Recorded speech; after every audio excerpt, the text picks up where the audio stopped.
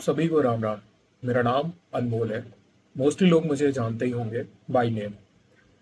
आज का ये वीडियो एक आई ओपनिंग वीडियो रहने वाला है हर फैमिली एनर्जी के, क्योंकि यहाँ पर जो मैं डिस्कस करने वाला हूँ वो बॉडी लेवल पर नहीं, वो मैं एनर्जी लेवल पर डिस्कस करने वाला हूँ, सोल लेवल पर डिस्कस करने वाला हूँ।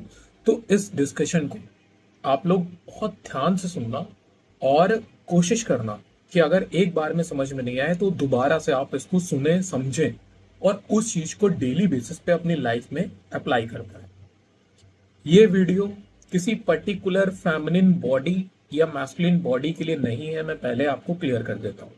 ये वीडियो है feminine energy and masculine energy के लिए, जो कि आपकी या आपके पार्टनर की किसी भी बॉडी में हो सकता है।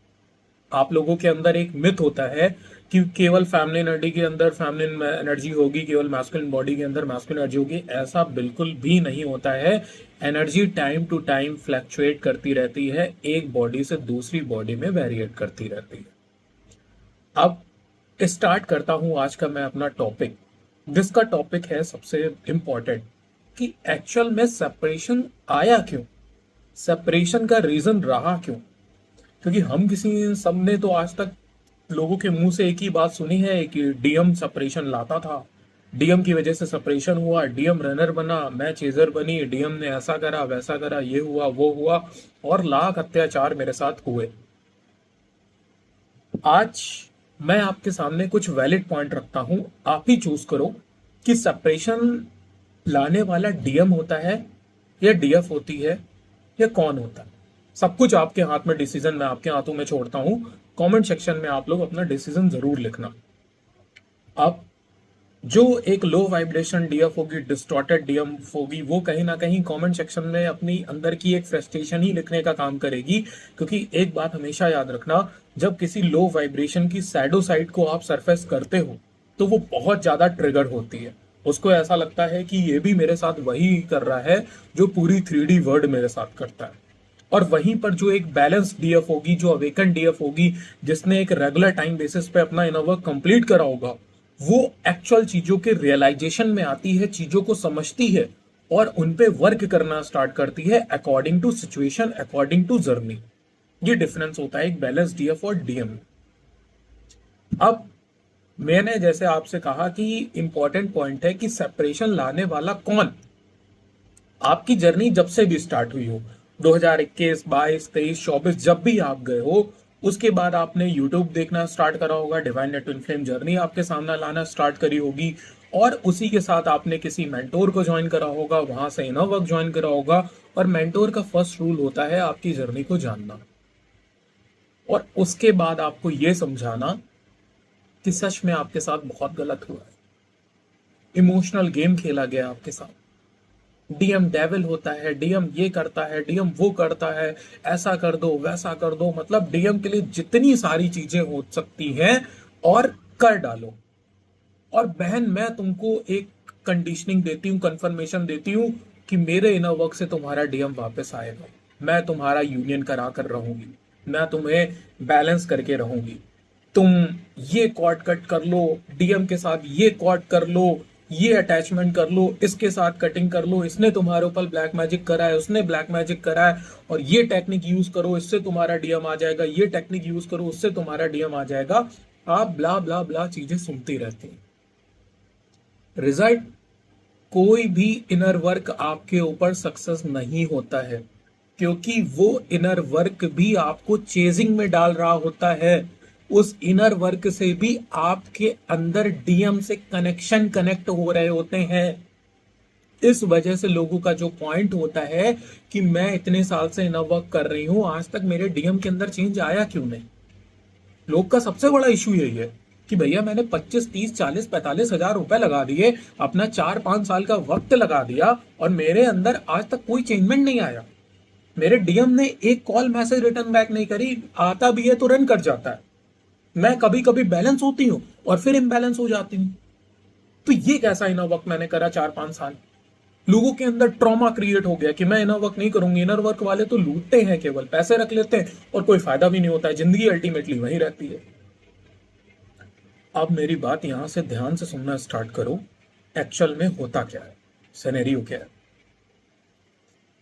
आपको ये बात मैं बहुत अच्छे से बता दूं, मैस्कुलिन और फेमिनिन अगर एनर्जी का मैं कंपैरिजन करूं, बॉडी का नहीं, मैस्कुलिन और फेमिनिन एनर्जी का मैं कंपैरिजन करूं, हमेशा इस जर्नी में मैस्कुलिन एनर्जी फेमिनिन एनर्जी से ज्यादा अवेकन होती है।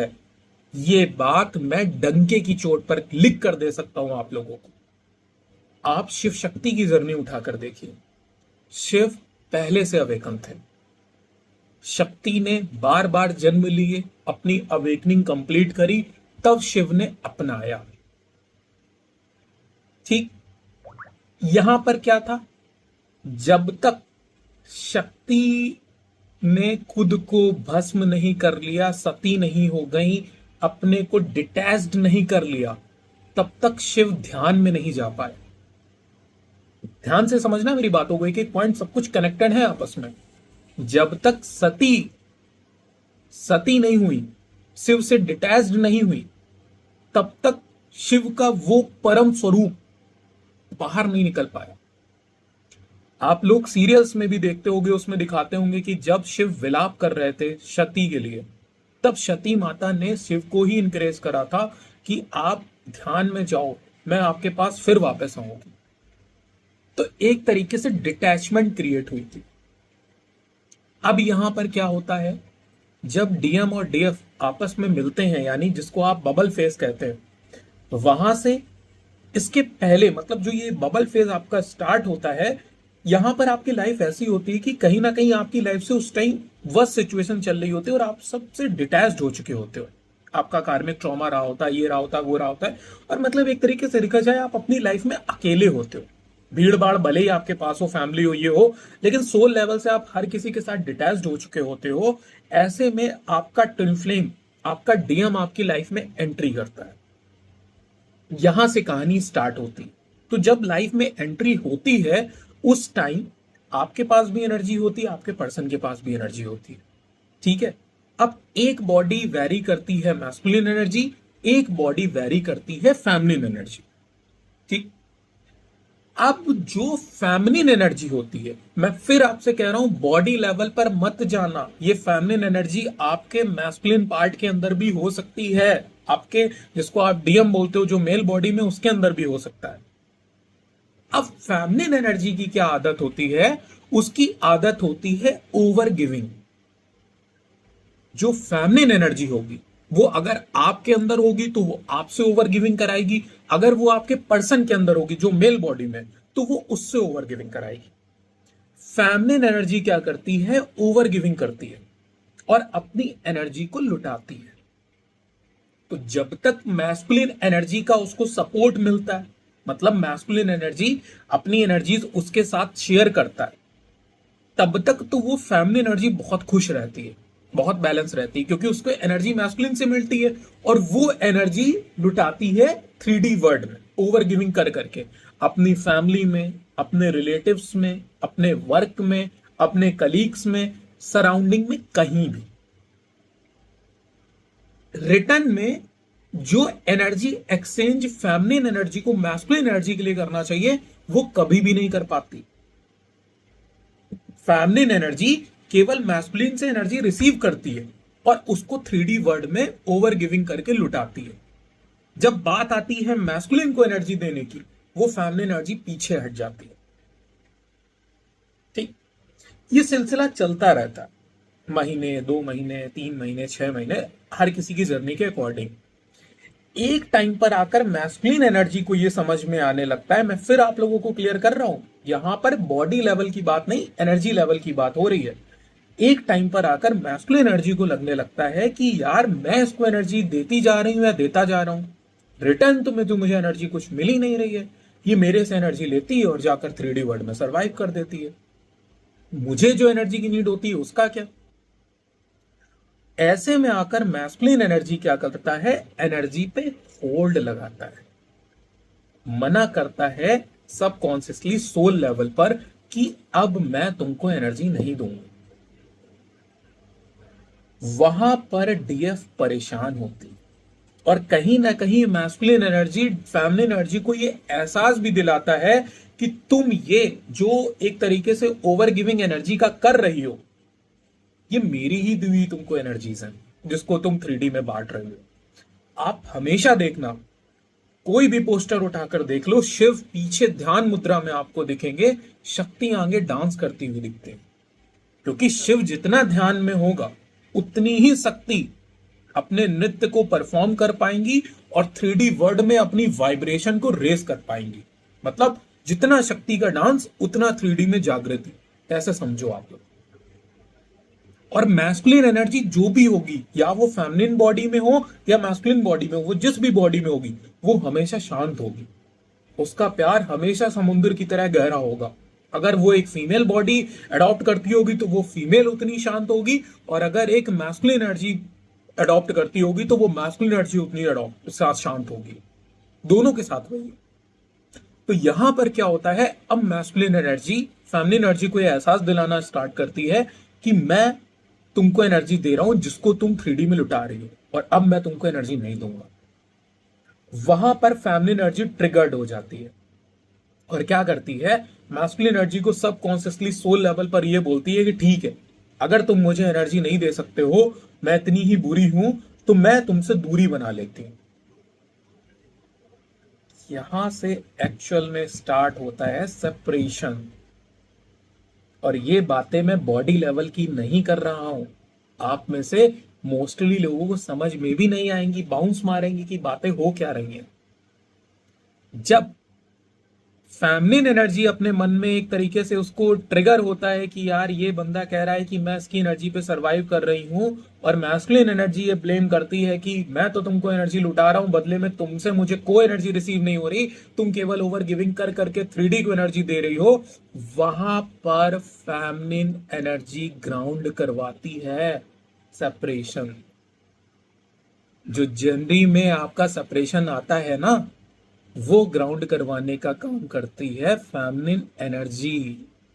मैस्कुलिन कभी भी एनर्जी को ग्राउंड नहीं करता है। सेपरेशन मैस्कुलिन कभी नहीं देता, हमेशा फेमिनिन लेकर आती है। अपने कॉन्सेप्ट्स को बदलो, जर्नी का ट्विस्ट फेज समझो, ये है आपकी रियल अवेकनिंग। अब आगे की प्रोसेस बताता हूं होता क्या है।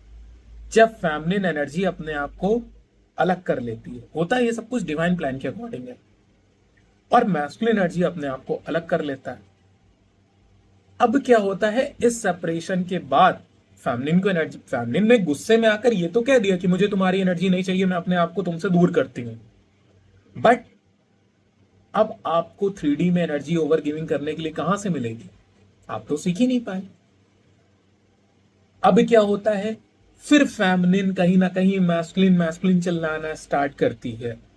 और ये जो फेमिनिन की लाइन थी ना कि ठीक है मुझे तुमसे एनर्जी नहीं चाहिए, मैं अपने आप को अलग करती हूं, ये मैस्कुलिन को हिट कर जाती है।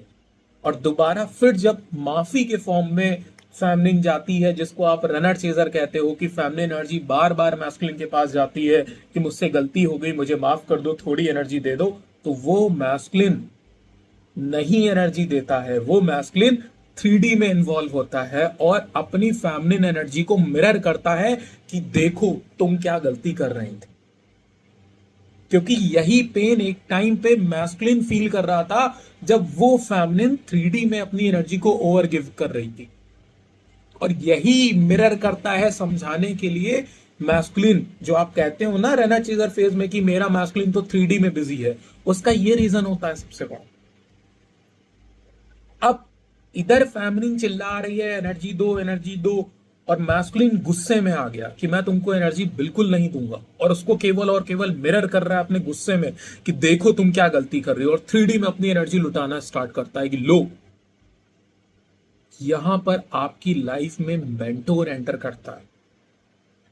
बट मेंटोर भी क्या गलती करता है, मेंटोर ये गलती करता है कि आपकी उसी धुन को बढ़ाए रहता है, आपको यह सिखाता रहता है कि कैसे आप अपनी मैस्कुलिन से एनर्जी मांगो, मजबूर करो कि उसके अंदर का ये गुस्सा खत्म हो और वो आपकी एनर्जी देता रहे। रिजल्ट, मैस्कुलिन का ईगो कभी नहीं टूटता। जब तक ये डीएफ खुद से या मेंटोर के कहने से मैस्कुलिन से एनर्जी दो, एनर्जी दो, एनर्जी दो चिल्लाती रहती है, ये मैस्कुलिन कभी भी आपकी तरफ ध्यान नहीं देता है। यहां पर मेंटोर पुश करता है डीएफ को किसी ना किसी रीजन से कनेक्ट करते रहने से मैस्कुलिन में। अब मैस्कुलिन तो है गुस्से में, वो डीएफ की कोई बात सुनना ही नहीं चाहता। अब मैंने कहा मेंटोर किसी ना किसी रीजन से कनेक्ट करवाता है, इसमें आपका इनर वर्क भी शामिल होता है। आपको बहुत से ऐसे इनर वर्क कराए जाते हैं जो आपके ट्विन फ्लेम के लिए होते हैं, जो कि पूरी तरीके से गलत है, क्योंकि यहां पर डिवाइन आपको इस मैस्कुलिन की जरिए ये सिखाना चाहते हैं कि फेमिनिन एनर्जी, तुम अपनी एनर्जी खुद बनाना सीखो। शिव ध्यान में चले गए और पार्वती को यह बोला कि तुम बार बार जन्म लो और अपनी वाइब्रेशन बढ़ाओ। जैसे ही पार्वती अपने पार्वती रूप में आती हैं, हाईली अवेकन होकर, शिव रिटर्न बैक आ जाते हैं। जब तक ये सती माता के जन्म चल रहे थे तब तक शिव ध्यान में होते हैं, और जैसे ही पार्वती अपने रियल फॉर्म में आती हैं, शिव की एंट्री बैक हो जाती है। तो जैसे ही ये मैस्कुलिन फेमिनिन से एनर्जी मांगना बंद कर देती है और अपनी एनर्जी को रिसीव करना स्टार्ट कर देती है, अपनी एनर्जी खुद से क्रिएट करना स्टार्ट कर देती है, ये मैस्कुलिन रिटर्न बैक आ जाता है और दोनों के पास सेम लेवल की एनर्जी होती है और दोनों प्रकृति में अपनी एनर्जी को उड़ाने का काम करते हैं। ये है आपकी twin flame journey soul level की। बॉडी लेवल पर किसका क्या चलता है मुझे नहीं पता। आपसे बस एक ही बात बोलूंगा मैं, जागृत हो। अवेकनिंग का मतलब ये नहीं होता है कि ट्विन फ्लेम जर्नी पता चल गई तो अवेकन हो गए। अवेकनिंग का हमेशा मतलब ये होता है कि ट्विन फ्लेम जर्नी एक्चुअल में क्या है, इसका रीजन क्या है, ये क्यों दी गई है आपको, ये बबल फेस, ये सेपरेशन, ये रनर चेजर, ये एक्चुअल में क्यों आता है, इसमें एनर्जी का क्या रोल है। अब जो लोग इस वीडियो को नहीं समझ पाएंगे वो बोलेंगे आप फेमिनिन को ब्लेम कर रहे हो, आप हमेशा फेमिनिन को बोलते हो। नहीं, यहां पर एनर्जी लेवल की बात हो रही है, और वो फेमिनिन और वो मैस्कुलिन एनर्जी किसी के अंदर भी हो सकती है। आपका मैस्कुलिन पार्ट फेमिनिन एनर्जी के अंदर होता है तो वो ये गलती करता है, और अगर आपकी फेमिनिन बॉडी फेमिनिन एनर्जी में होती है तो वो ये गलती करती है। समझ में आया? आज आंखें खुली होंगी आपकी, और अपने इनर वर्क का पैटर्न भी चेंज करना स्टार्ट करो। जो भी इनर वर्क करो खुद को बैलेंस करने के लिए करो, शिव को ध्यान में रहने दो, ठीक है। जब तक आप ऐसे चेजिंग करते रहते हो एनर्जी दो तो वो गुस्से में आपको और मिरर करता है 3D में इन्वॉल्व होकर कि देख तूने क्या गलती करी थी।